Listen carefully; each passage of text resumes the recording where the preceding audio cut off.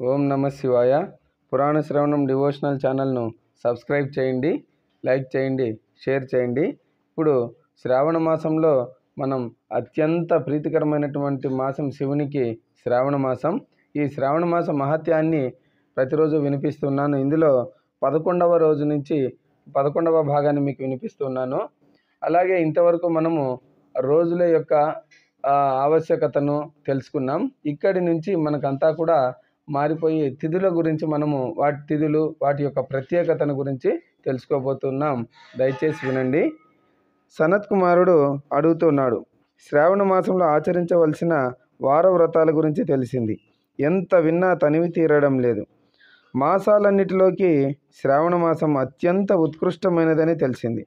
నా పైన దయతో శ్రావణ మాసంలో వివిధ తిథుల మహత్యాన్ని తెలియజేయండి అని ఈశ్వరుని అడుగుతున్నాడు. అప్పుడు ఈశ్వరుడు చెప్తూ ఉన్నాడు, నెలలన్నిటిలోనూ కార్తీకం శ్రేష్టమైతే దానికంటే మాఘమాసం శ్రేష్టమైనది. మాఘం కంటే మాధవునికి ప్రీతికరమైన వైశాఖం శ్రేష్టం. శ్రావణ మాసం వాటన్నిటికంటే శ్రేష్టం.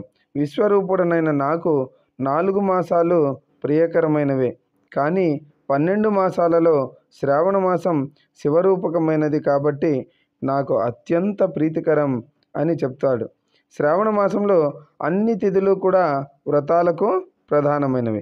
అయినా వాటిలో కూడా ప్రధానమైనవి కొన్ని చెప్తాను. కొన్ని రోజులు తిథి వారము కలిసి ప్రాధాన్యతను సంతరించుకుంటాయి. వాటిలో పాడ్యమి సోమవారము కలిస్తే అత్యంత విశేషమైనది. ఆ రోజున రోటక వ్రతం అనేది ఆచరించాలి. 3.5 నెలల పాటు ఆ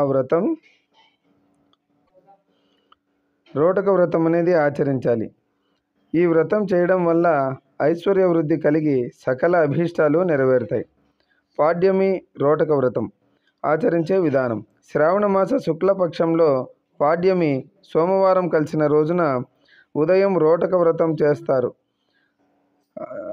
అలాగే కరిష్యే రోటక వ్రతం అధ్యారభ్య సురశ్రేష్ఠ కృపాం కురు జగద్గురో అని సంకల్పం చెప్పుకోవాలి.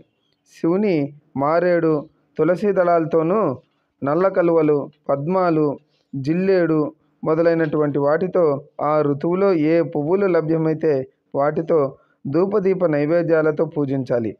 ముఖ్యంగా 5 రొట్టెలను నైవేద్యంగా సమర్పించాలి. వాటిలో 2 ఆకలిగొన్న వారికి ఇచ్చి 2 వ్రతం చేసిన వారు ప్రసాదంగా స్వీకరించాలి. నైవేద్యంగా పెట్టిన మరొకటి సత్పురుషునికి ఇవ్వాలి. పూజ అయిన తరువాత అర్ఘ్యం ఇవ్వాలి. అరటి పండ్లు, కొబ్బరికాయ, నేరేడు, ఖర్జూరము, దోసపండు, ద్రాక్ష, దానిమ్మ మొదలైన పండ్లను ఆ ఋతువుల్లో లభించే వాటిని కూడా నైవేద్యంగా సమర్పించవచ్చు. ఇలా ఈ వ్రతము ఆచరించడం వల్ల 7 సముద్రాలతో కూడుకున్న భూమిని దానం చేసినటువంటి ఫలితాన్ని మనకు ప్రసాదిస్తాడు. ఈ విధంగా 5 సంవత్సరాల పాటు శ్రావణ మాసంలో చేస్తే ఐశ్వర్యవంతులవుతారు. తరువాత దీనికి ఉద్యాపన కూడా చేయాలి. ఉద్యాపన సమయంలో బంగారము లేదా వెండితో చేయించిన 2 రొట్టెలను దానం చేస్తే మంచిది.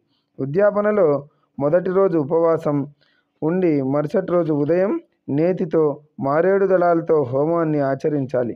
ఈ వ్రత విధానము సంపూర్ణము అవుతుంది. తరువాత ఈ రకంగా మనము చేసి ఆ భగవంతుని యొక్క కృపకు పాత్రులవ్వాలి. ఓం నమ శివాయ. కాబట్టి దయచేసి పురాణ శ్రవణం డివోషనల్ ఛానల్ను సబ్స్క్రైబ్ చేయండి. చాలామంది చూస్తున్నారు.